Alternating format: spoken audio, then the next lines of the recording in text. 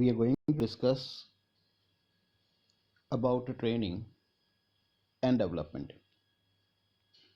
This is staffing, and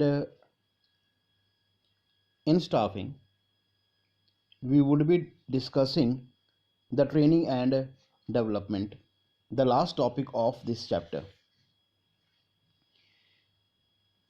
Training and development are the most important aspects of staffing function. Without training and development, staffing function is not complete. Training refers to the process of increasing the knowledge, skills and abilities of employees for doing a particular work.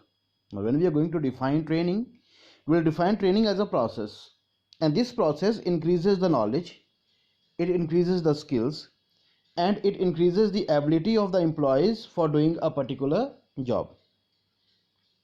Now, training can be called a systematic and continuous process. It is a systematic and continuous process for the development of skills or for improving the skills of the employees.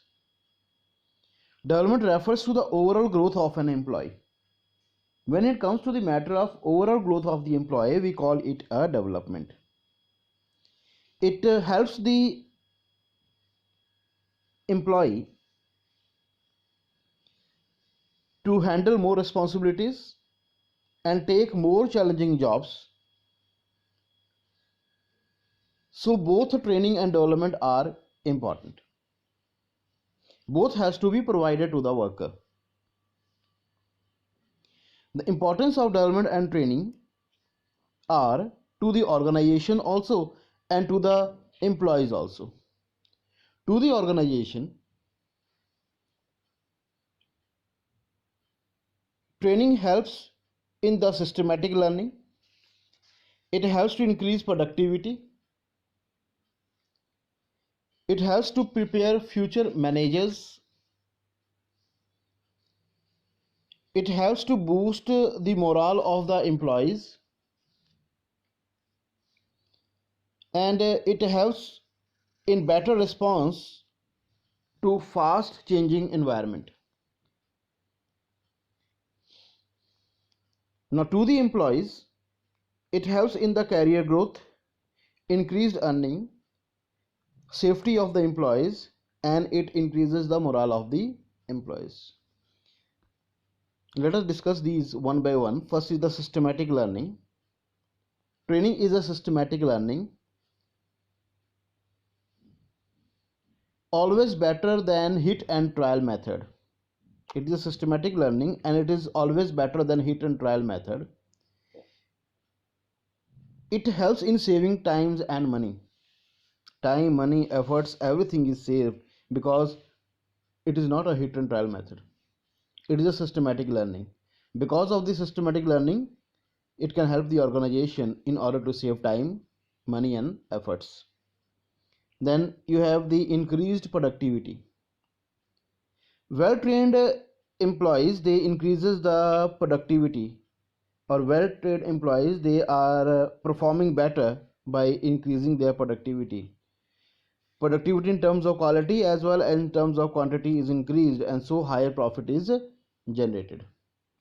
So training increases the employee's productivity both in terms of quantity and quality, and so it leads to higher profits. Then training helps to prepare future managers. Now, training helps the employees to take more challenging jobs and prepare them for the positions in future.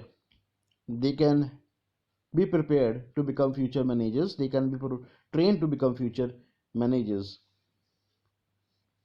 So training helps to boost the morale of the employee. It helps in motivation.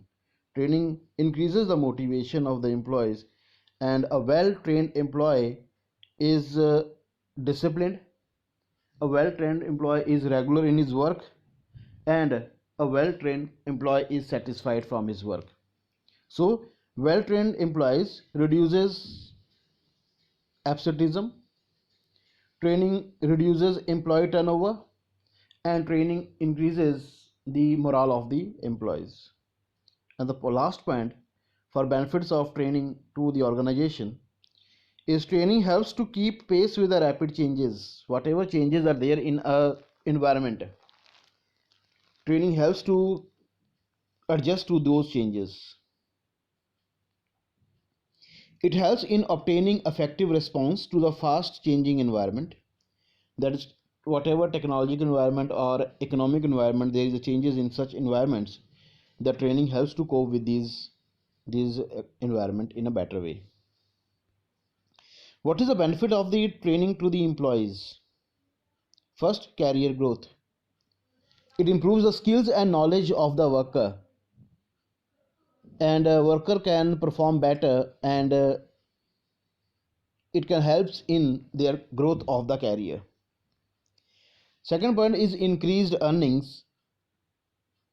Better worker can perform in a better way. It helps the worker to perform in a better way, and so they can earn more money.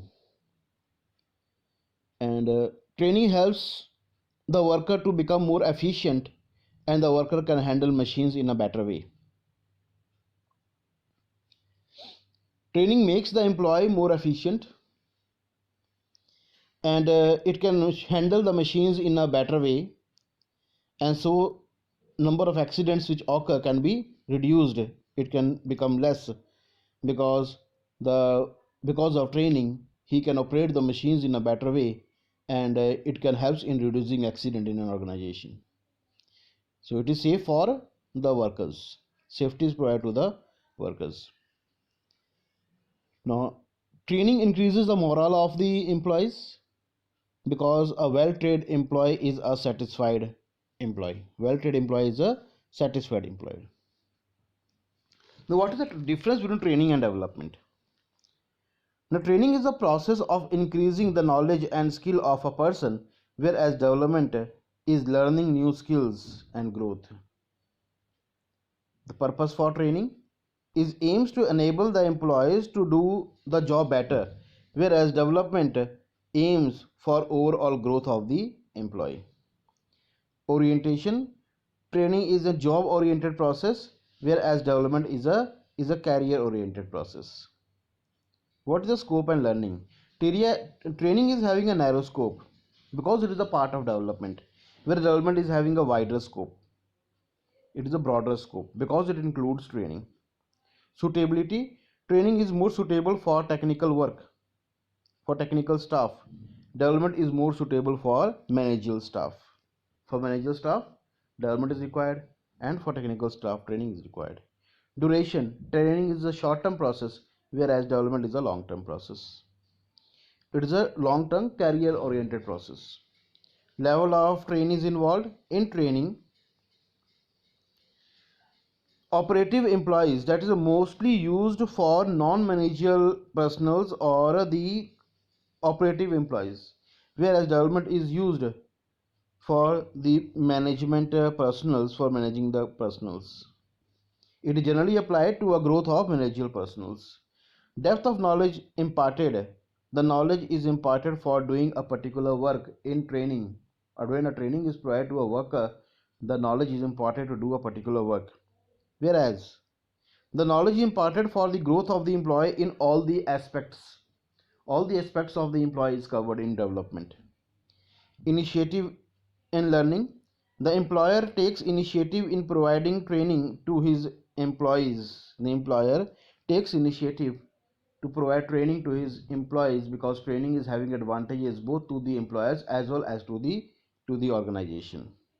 The individual takes the initiative himself for his growth and development. For development, the individual has to take the initiative, whereas for training, the employer takes the initiative for the development of the employees. So now our topic is the different types of training. The different types of training. Training can be of two categories. One is on the job training and another is off the job training. On the job training means the training is provided at a workplace where the employees are actually working. And off the job training means the training is conducted away from the workplace. So On the job training refers to the methods that are applied at the workplace where the employee is actually working. This method involves learning while doing, means the worker is learning, doing the work, and at the same time he is learning the work. He is in a workplace. Such type of training can be apprenticeship training or internship training. Off the job training refers to the methods in which the person is provided training away from the workplace. This method is learning before doing a particular work. Means he is not working, he is not employed, he is not in a workplace. He is away from the workplace, and there he is learning skills. And after that, he would be applying those skills in his workplace. Therefore, it is learning before doing. The trainee is separated from the job, and his attention is learning new skills and then using that skills. Vestibular training is the example for that. Vestibular training is an off-the-job training. Let us discuss these different types of discussions about the differences between on-the-job and off-the-job training. On-the-job training refers to a training which is provided at the workplace, and off-the-job training is a training that is provided away from the workplace. Means the worker is away from the workplace. Okay, on the job training, the principle applied is learning while doing a particular work. The principle is learning while doing, and the principle for off the job training is learning before doing. Place of training: on the job training is provided at a workplace, and off the job training is provided away from the workplace. Suitability: on the job training is suitable for technical jobs, whereas off the job training is suitable for managerial jobs. Next, you have the trainers. Who are the trainers? In on the job training, employees themselves are the trainers. Experts are the trainers. Those persons, employees who are trained, who are experienced, they are providing training to the subordinates. Employees in a trained Employees are trained by the academics, by the experts, by the professionals, technicians away from the workplace. Now, first, let us discuss these different types of training. First is the induction training. This induction training is also referred to as the orientation training. Orientation training. It is a type of training given to help a new employee to settle down in the organization. He is placed he is placed under the senior, and the senior explains him the different types of work that he has to do. And the duration of induction training is for a few hours or for few days. And induction training provides an opportunity for a newly elected employee to get socialized with the workers in the organization. Now, this training can also be imparted with the help of the film shows, lectures, tours of various departments. At the same time, he learns within this short period of time the different terms and conditions, different situations, or different types of surroundings which are there in the environment. So this is a short period of training. This induction training or an orientation training is a small short period of training in which the employee within a few hours or within a few days he learns about the organization, his workplace, and he can get socialized with the workers, with the employees which is in the organization. Then the vestibular training. Vestibular training is an example of the off the job training. Under this method, training is given to the in a classroom that is away from the workplace. The workers, they have to work on models, on dummies. A dummy is provided, a model is provided, and on dummies and models the workers, they have to work. And the worker is taught the work before he joins the actual workplace. This is usually done because the worker has to work or worker has to handle sophisticated machinery, and those machineries are very costly and very delicate. So actual machinery is not given to him.